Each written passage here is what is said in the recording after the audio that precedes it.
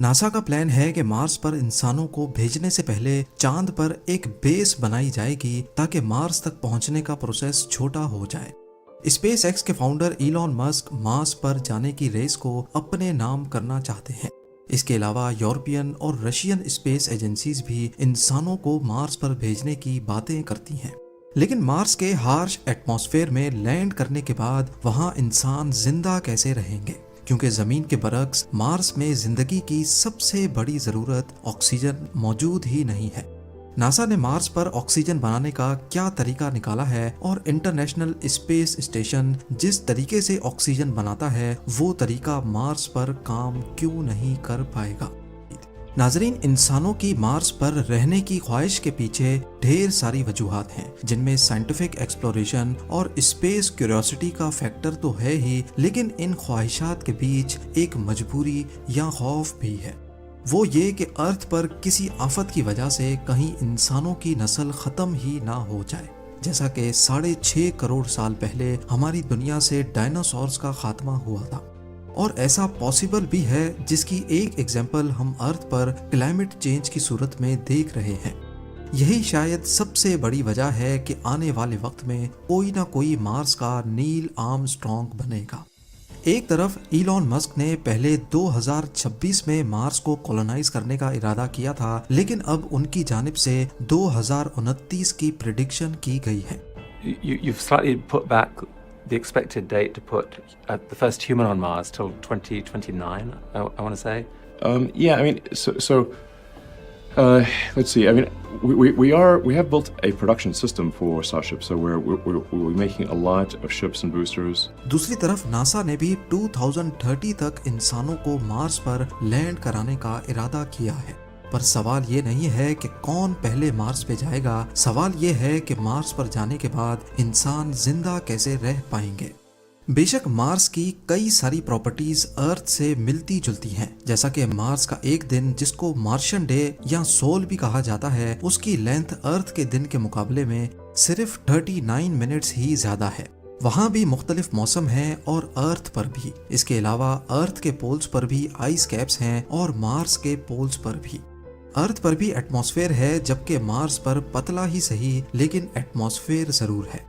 लेकिन एक चीज जो मार्स पर इंसानों के रहने के लिए बिल्कुल नाकाफी है, वो है ऑक्सीजन। तो आखिर मार्स पर ये ऑक्सीजन गैस कैसे बनाई जाएगी, वो भी एक दो लोगों के लिए नहीं, बल्कि मार्स की एक पूरी कॉलोनी को आबाद रखने के लिए।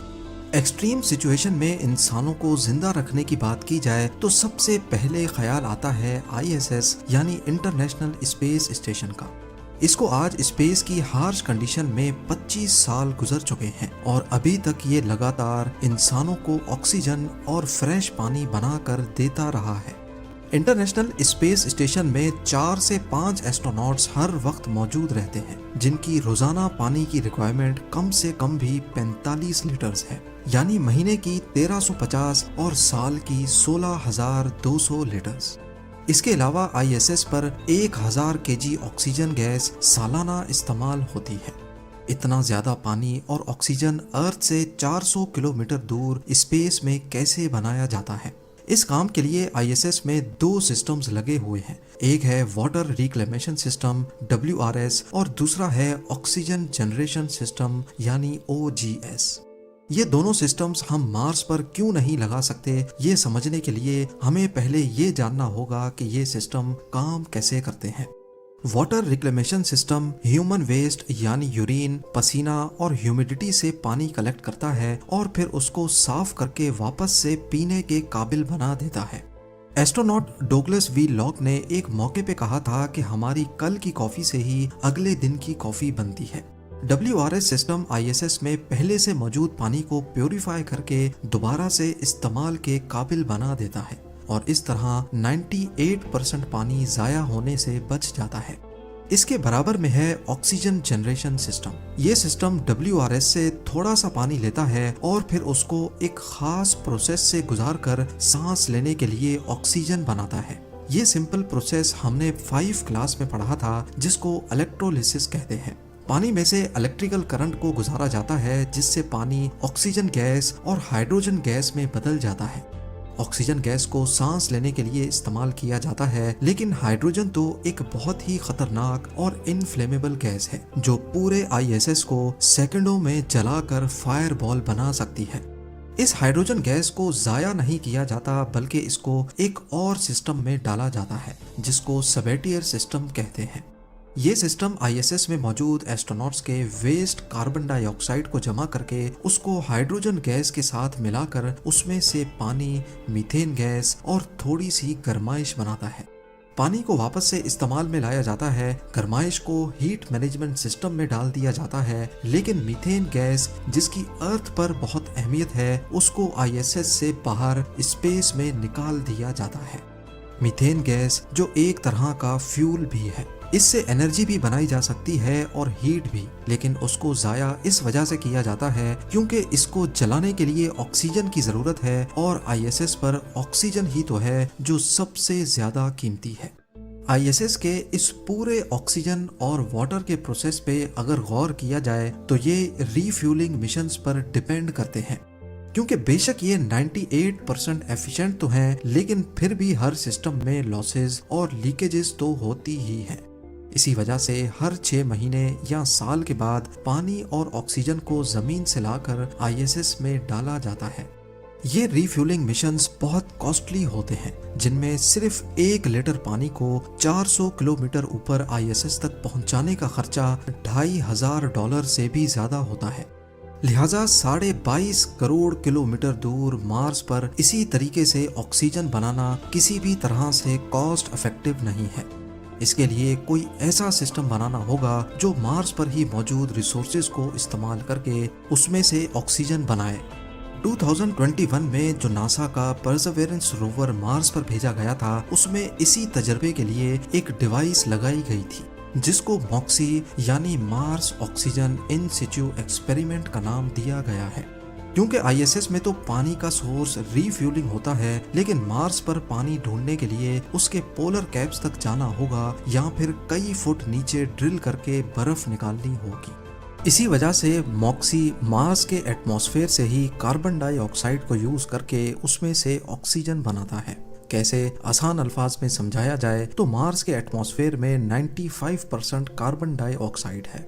मॉक्सी बाहर के एटमॉस्फेयर से कार्बन डाइऑक्साइड पंप करके उसको प्रेशराइज करता है और फिर उसको एक इलेक्ट्रोलाइजर में डालकर 800 डिग्री सेल्सियस के टेम्परेचर पे हीट किया जाता है, जिससे कार्बन डाइऑक्साइड में से ऑक्सीजन गैस अलग हो जाती है।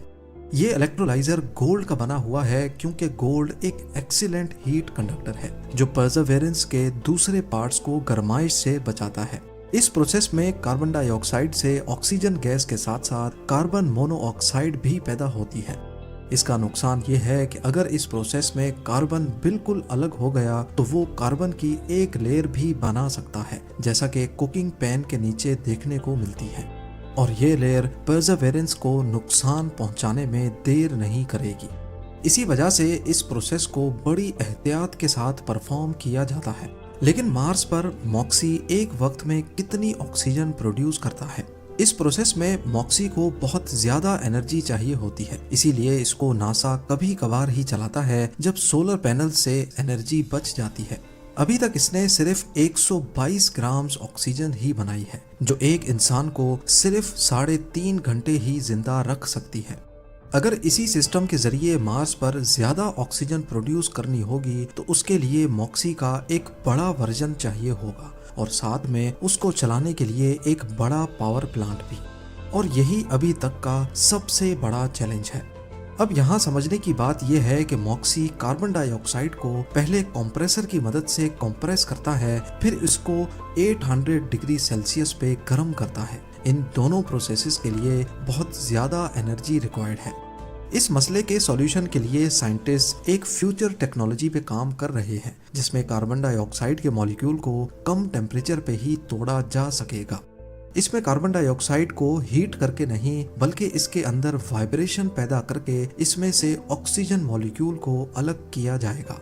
फिलहाल इस टेक्नोलॉजी को लैब में टेस्ट किया गया है, लेकिन अर्थ के हाई एटमॉस्फेरिक प्रेशर और टेम्परेचर की वजह से ये एक्सपेरिमेंट अर्थ पर करना मुमकिन नहीं है। लेकिन मार्स का एटमॉस्फेयर इस काम के लिए बिल्कुल परफेक्ट है। टेक्नोलॉजी चाहे जो भी हो, हमारा टारगेट ये है कि हमें मार्स पर ऐसी चीज को ही इस्तेमाल करके ऑक्सीजन बनानी है जो वहीं पर मौजूद हो, और जो डिवाइस ये ऑक्सीजन बनाएगी उनकी डिपेंडेंसी भी अर्थ पर नहीं हो, क्योंकि ISS तो जमीन से सिर्फ 400 किलोमीटर ही दूर है। अगर वहाँ का ऑक्सीजन जनरेशन सिस्टम खराब हो गया तो एस्ट्रोनॉट्स को वापस अर्थ भेजना इतना बड़ा मसला नहीं है। वो अपने इमरजेंसी सूट्स पहनकर चंद घंटों तक रिफ्यूलिंग का वेट कर सकते हैं और वापस अर्थ भी जा सकते हैं। लेकिन अगर मार्स पर कॉलोनाइजेशन के बाद ऑक्सीजन जनरेशन मशीन में कोई मसला हो गया तो ना ही रिफ्यूलिंग का ऑप्शन होगा और ना ही अर्थ वापस जाना इतना आसान हो पाएगा। आप लोगों के प्यार भरे कमेंट्स का बेहद शुक्रिया। मिलते हैं अगली शानदार वीडियो में।